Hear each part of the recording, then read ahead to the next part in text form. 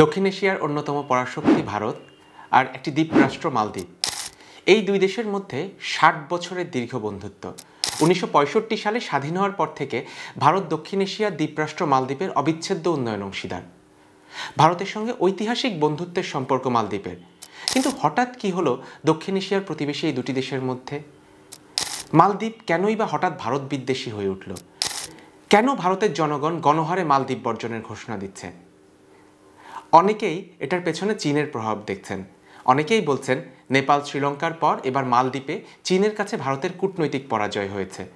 অনেকে আবার বলছেন শেষ পর্যন্ত ভারত ছাড়া গতি নেই মালদ্বীপের। তবে বিশ্লেষকদের মত, ভারত মালদ্বীপের চরম উত্তেজনার মধ্যে দূরে বসে ঘি ঢালছে চীন।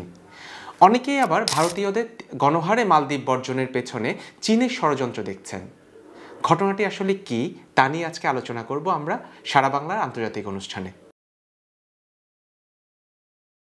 এই যে মালদ্বীপের সঙ্গে ভারতের সম্পর্কের টানাটানি এবং মন্ত্রীদের এই ধরনের ভারতের প্রধানমন্ত্রীকে ঘিরে আপত্তিকর মন্তব্য, এরপর কি হলো?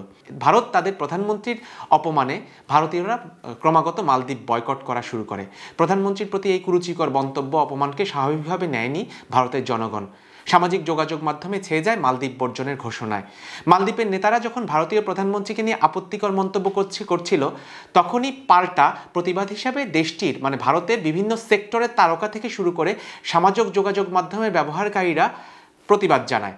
বলিউড অভিনেতা অক্ষয় কুমার, সালমান খান, অনিল কাপুর, শ্রদ্ধা কাপুর, ক্রিকেটার সচিন টেন্ডুলকর, বীরেন্দর সেহবাগ সহ আরও অনেকেই তাদের সামাজিক যোগাযোগ মাধ্যমে প্রধানমন্ত্রীকে নিয়ে কুরুচিকর এই মন্তব্যের প্রতিবাদ করেন।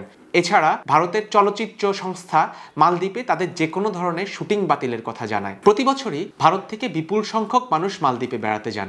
বলা হয় যে ধনী এবং মধ্যবিত্ত ভারতীয়দের ট্যুর ডেস্টিনেশনের পছন্দের তালিকায় প্রথম দিকে থাকে মালদ্বীপ। স্বাভাবিকভাবে মালদ্বীপে বেড়াতে যাওয়া বিদেশি নাগরিকদের মধ্যে সবচেয়ে বেশি সংখ্যায় রয়েছেন ভারতীয়রা।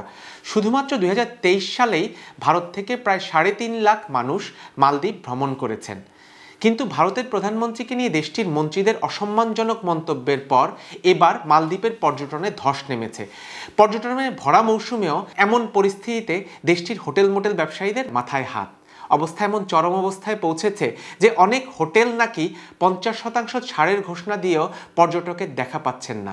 পর্যটন খাতের সঙ্গে সংশ্লিষ্টরা বলছেন মোদির একটি পোস্ট এবং তার ফলে মালদ্বীপের মন্ত্রীদের এহেন প্রতিক্রিয়ায় মালদ্বীপ কার্যত পর্যটক শূন্য হয়ে পড়েছে।